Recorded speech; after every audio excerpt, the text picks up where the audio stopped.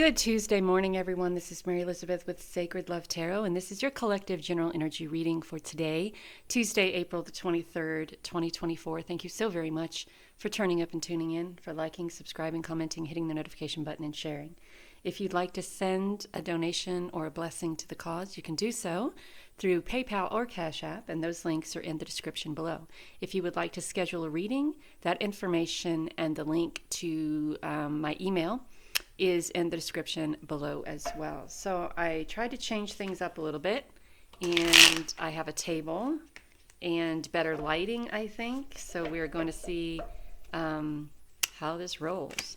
So this is the energy for today, Tuesday, April the 23rd, 2024. So we have the Seven of Swords, the Eight of Pentacles, and the Sun. So what I want to say here is to stop focusing on other people and their negativity and their bullshit. I just want to lift this up a little bit. Hold on. I don't like the view of that. So hold on one second. I like this better. There we go. So what I want to say is to stop focusing on other people and why they do the things that they do, right? I know a lot of times it's difficult. Hold on for a second. A lot of times it's difficult to put yourself in that mental space of just not giving a flying fuck about what other people think or what other people say. I know it's very difficult to put yourself in a space or a place not to care about other people and their trials and tribulations, or why they feel the need to be sketchy or shifty or shady or stealing or thinking. You know, it's instead of talking about how they feel or talking about what they want or talking about what they need and coming and asking, or maybe even finding comfort and verbally speaking to someone about their trials or tribulations, their problems, issues, etc. They choose to do everything that is conducive of negativity. So instead of concerning yourself about that, continue to work on yourself. Continue to work on yourself and your energy that separates you from those type of people. Continue to work on your power. Continue to work on your intuition. Continue to work on being open to all of the beautiful things that Spirit has to offer you. Continue to work on speaking your truth. Continue to open up to creative endeavors. Continue to be in a place of gratitude for what it is that you have, so you don't have to stoop to, lying, cheating, conniving, backstabbing, lying, et cetera, et cetera, et cetera.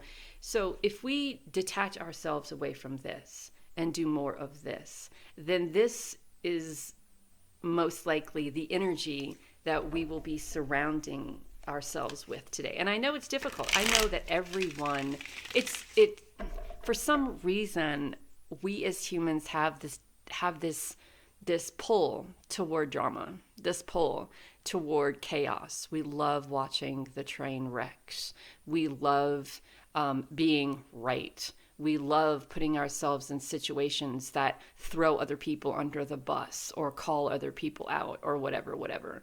And you're really being guided to detach yourself away from that energy today, or you're just going to find yourself very much involved in that type of energy and not spending your time wisely and productively.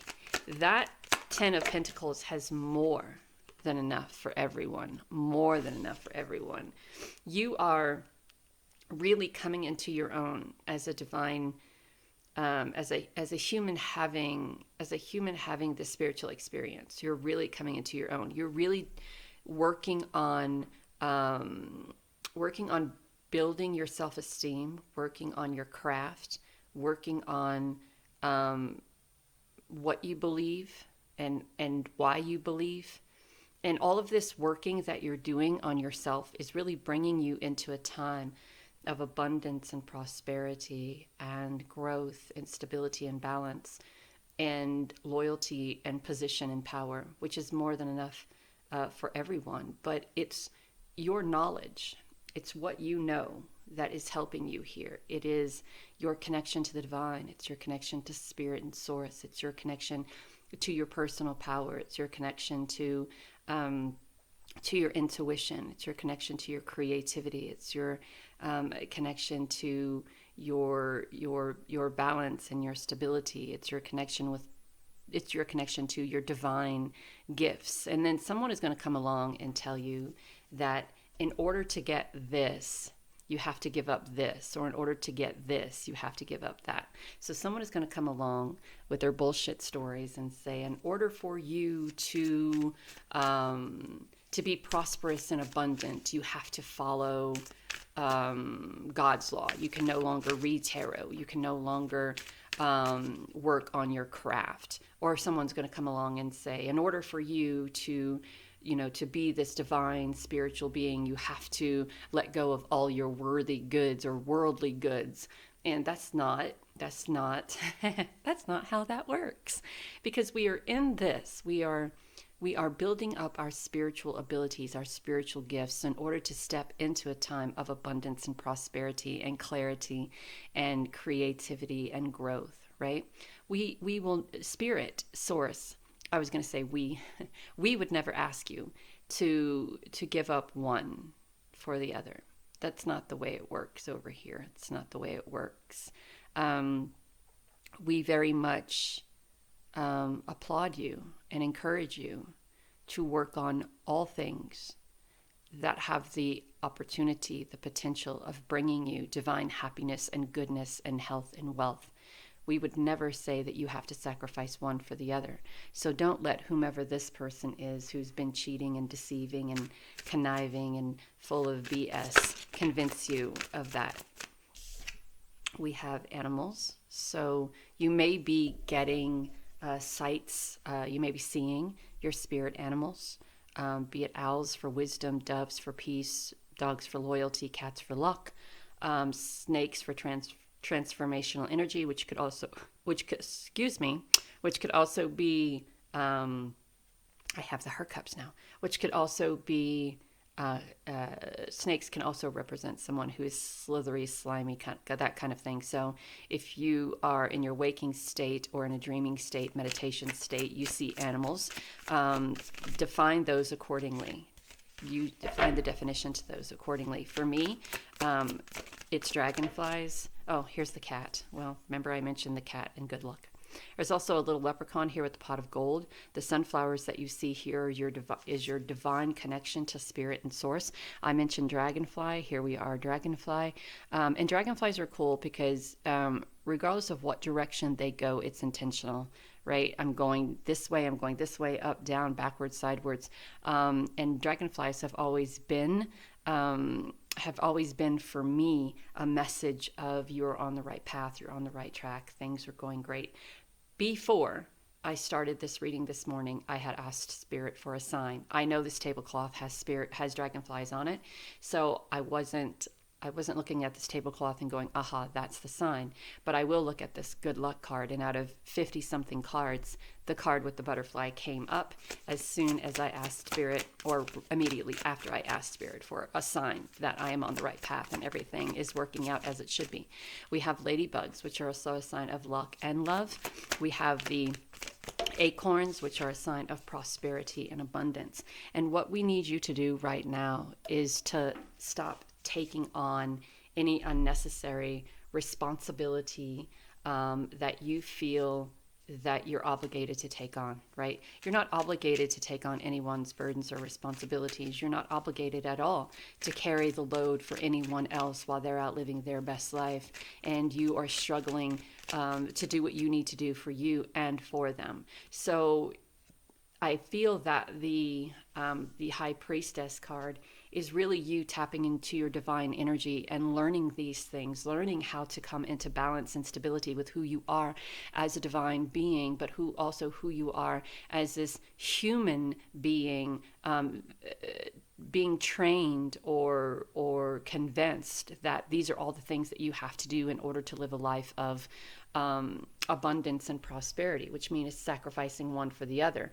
or carrying burdens. And I was listening, I don't know if any of you listen to Jelly Roll, but I was watching actually a documentary that was done on him, and he goes, there were times and this always makes me emotional when I think about it.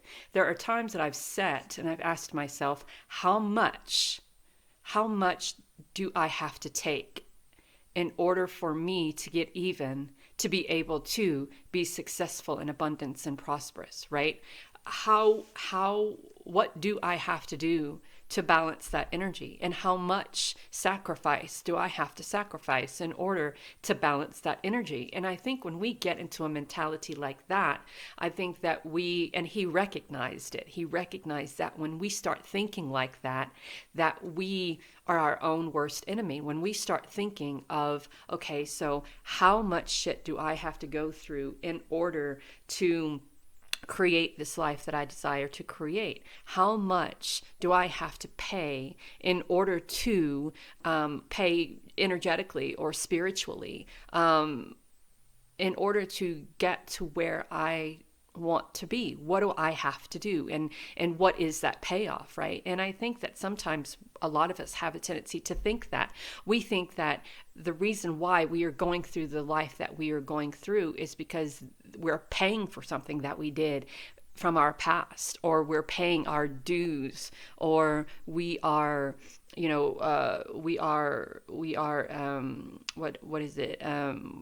suffering because of something that we've done in a past life, or last year, or last month, or years and years and years ago.